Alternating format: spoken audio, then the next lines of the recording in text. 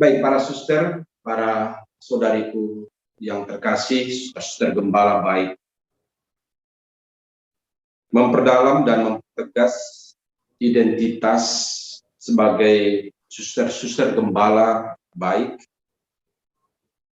tentu saja kita bagus belajar dari Injil yang kita baca kemarin, ya, tentang perumpamaan penabur, ya. Ada yang jatuh di tanah yang berbatu, ada jatuh di jalan yang berkerikil, ada di semak dan sebagainya. Itu Injil kemarin.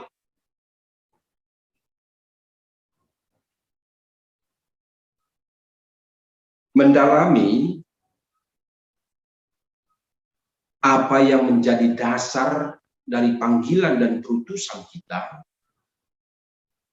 tentu saja kita ingat akan penegasan yang disampaikan oleh Paus Fransiskus pada awal masa mulai sebagai Paus dengan istilah aggiornamento, untuk mencari ke sumber asal, sumber awal dari suatu panggilan dan perutusan.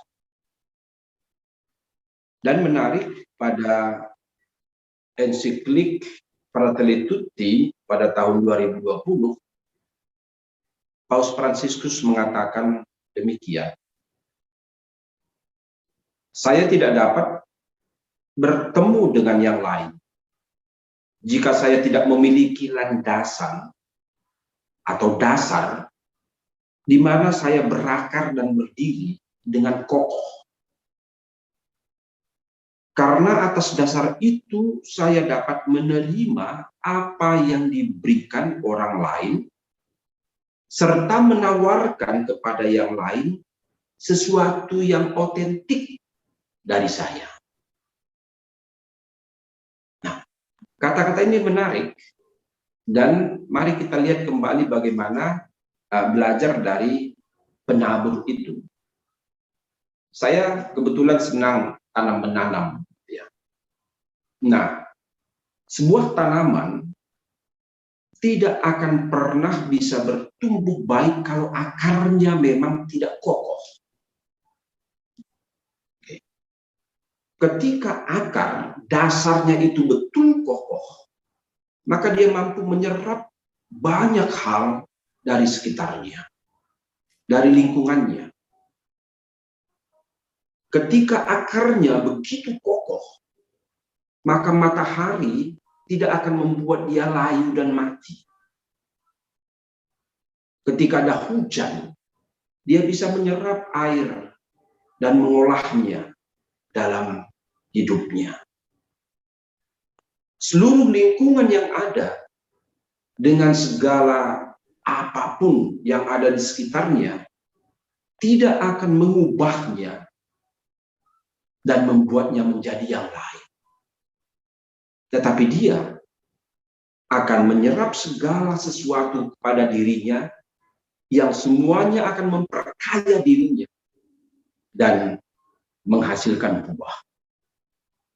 Ya, apa yang dikatakan oleh Paus Fransiskus, bahwa saya tidak mungkin bisa menerima yang lain kalau saya sendiri tidak mempunyai dasar yang kokoh.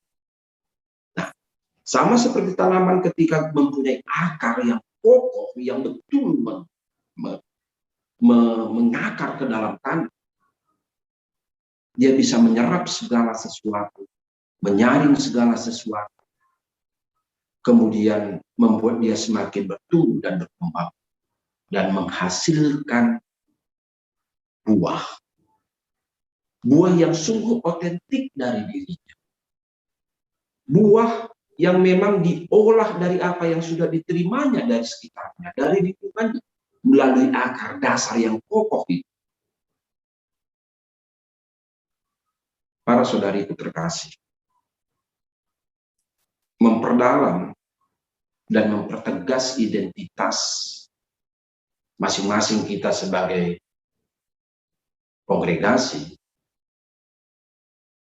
perlu kembali menyelami dasar dari panggilan dan perutusan. Menarik pada pesta Santa Maria Magdalena pada hari ini, kita tahu bagaimana cerita Maria Magdalena yang dihinggapi oleh kitab suci menyebutkan sampai 7 roh jahat. Tetapi dia bagaimana kemudian bertemu dengan Yesus dan disembuhkan oleh Yesus, dan dia menjadi seorang wanita yang mengikuti Yesus dalam perjalanan Yesus. Dalam cerita perjalanan Yesus, nama Maria Magdalena beberapa kali muncul.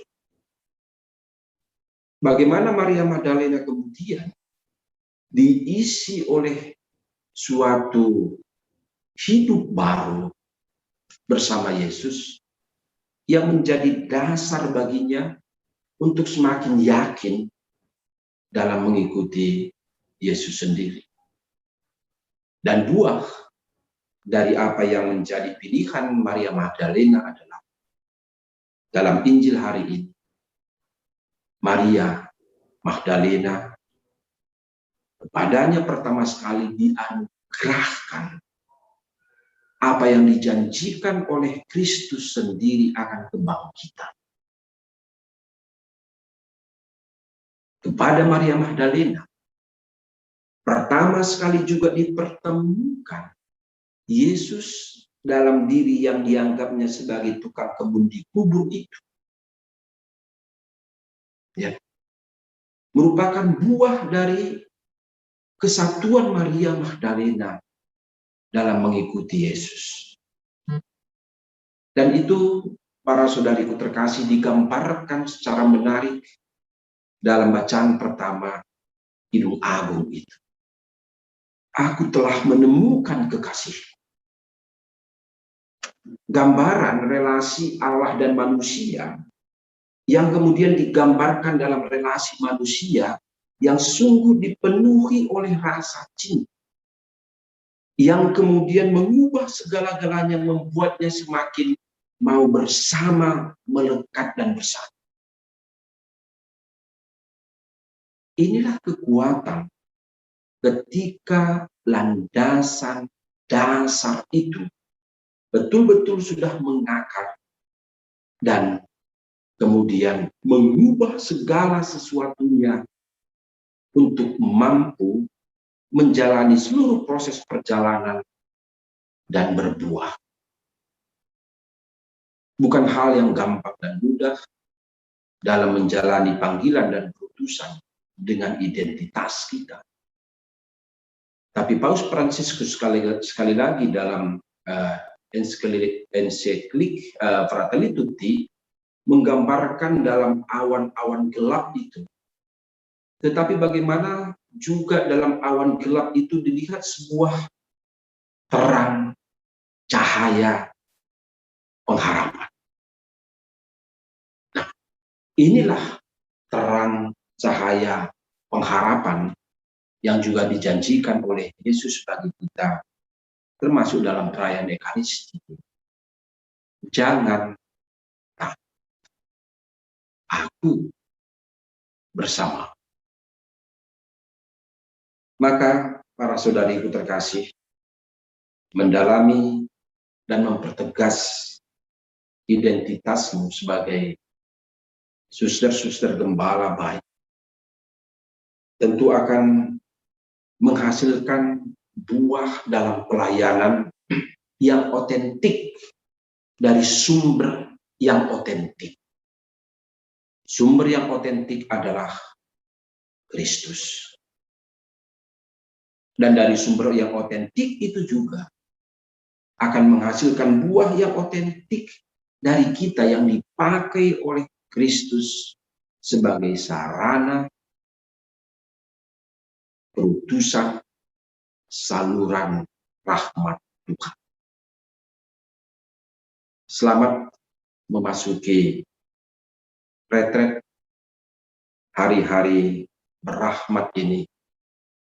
Tuhan memberkati para saudari dalam memperdalam dan mempertegas identitas kesatuan bersama Yesus kembali.